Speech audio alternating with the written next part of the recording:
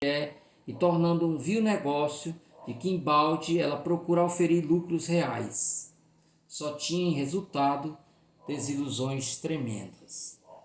E aqui o trecho que é o fechamento do livro, quando após a morte dele, a morte de Arthur, ela finalmente se casa com as bênçãos, tanto da família como da igreja, né?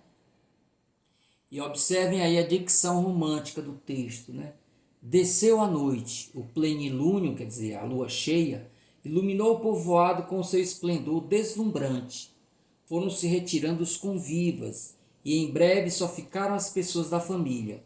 Foi servido um chá íntimo, e no meio das expansões de prazer, que fechavam com chave de ouro a festa do enlace de duas almas nobres, ouviu-se a vozinha do Oscar, adormecido no quarto próximo, que dizia a sonhar: Vovó, vovó, está aqui o vovó.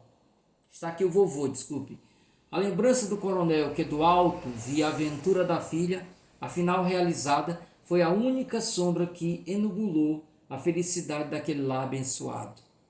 A noite continuava bela. As estrelas tinham irradiações deslumbradoras em um céu de turquesa.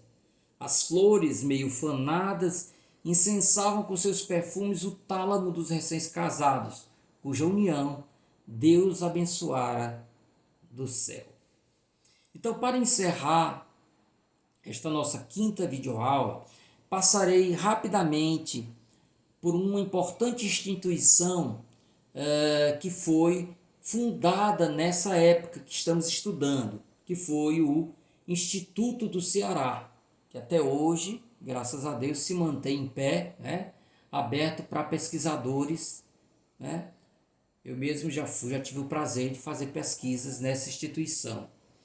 Então, eu coloquei o Instituto do Ceará porque nós vimos, quando falávamos do romantismo, nós vimos a Academia Francesa do Ceará, que ela representou um mal-sucedido, né, movimento de contestação do romantismo.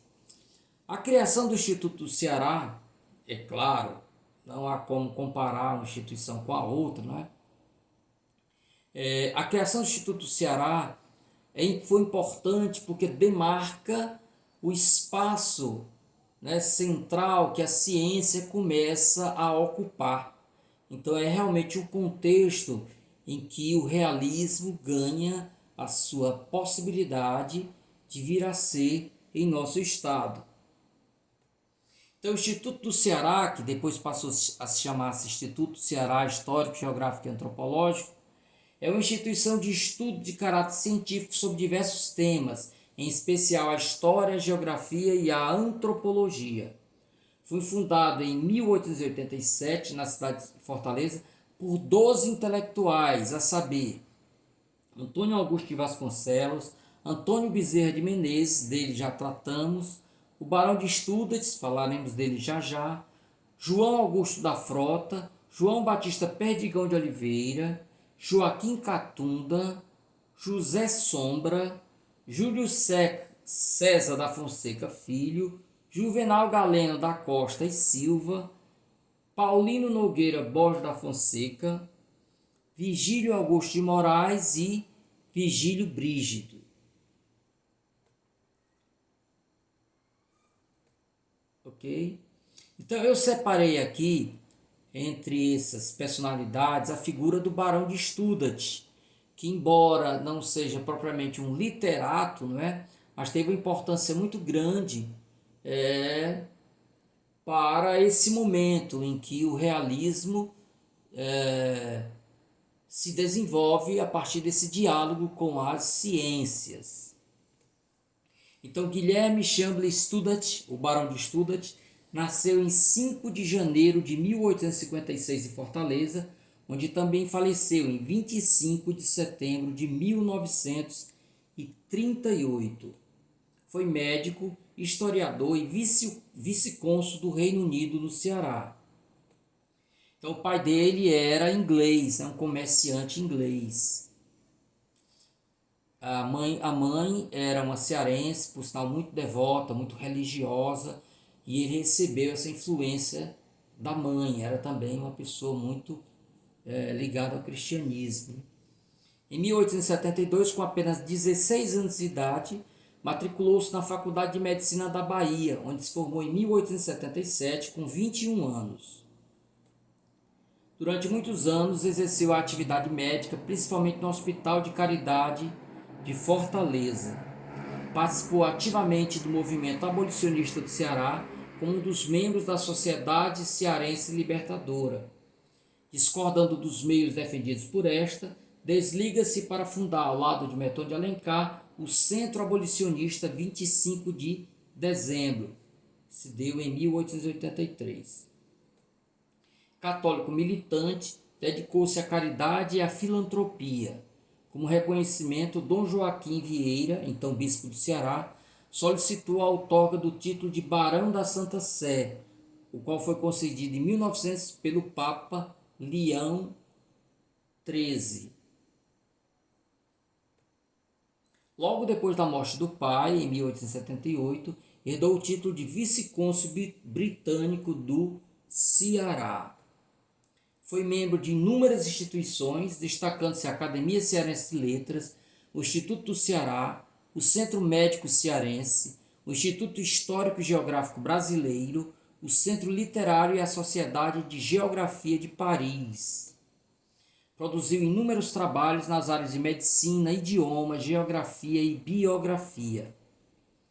Foi na história, entretanto, que mais se destacou, publicando mais de uma centena de textos, entre artigos e livros, abordando especialmente a história do Ceará.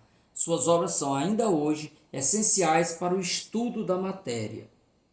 Então, entre as inúmeras obras, eu escolhi apenas algumas poucas, né? Notas sobre a linguagem e costume do Ceará, de 1890, Notas para a História do Ceará, de 1892, Datas e Fatos para a História do Ceará, de 1896, o Dicionário Bibliográfico Cearense, né? É uma obra, inclusive, que eu já utilizei nas minhas pesquisas, Documentos para a História do Ceará, especialmente a do Ceará, do Brasil, desculpe, especialmente a do Ceará, de 1904, a Diocese do Ceará ou Fortaleza, de 1903, e Geografia do Ceará, de 1924. Né? A importância de Barão de Estudat como benfeitor do Instituto do Ceará levou ao escritor Eduardo Campos, que era à época presidente do Instituto, a idealizar o Memorial Barão de Estudat, o qual foi inaugurado em 2007. O espaço está dividido em 3 ambientes que contam a história do seu homenageado e também do Ceará e de Fortaleza. Então há um documentário que eu recomendo a todos vocês, eu deixei aí o link, que mostra o quão grande foi o Barão de Estudat, né? Uma personalidade assim, quase de ficção, né? Eu às vezes me pergunto como ele tinha tempo, né, para tantos estudos. Ele conseguiu trazer muito material também de instituições estrangeiras, muito material nosso estavam lá, ele comprou, adquiriu e trouxe para cá. Foi realmente uma figura que deve ser sempre venerada, né, por todos nós. Um grande cearense, sem dúvida. Aqui, lá no Passeio Público de Fortaleza, na frente lá do Baobá, né, vocês encontram esse monumento aí, né? Monumento em homenagem ao Barão de Estudat. E por falar em homenagem, o filho da Francisca Clotilde, né, por ocasião da morte do Barão de Estudat, escreveu o seguinte soneto: a memória de Barão de Estudat. Grande batalhador de causas nobres e do bem resoluto paladino, historiador, talento peregrino, este nosso Ceará tu nos descobres.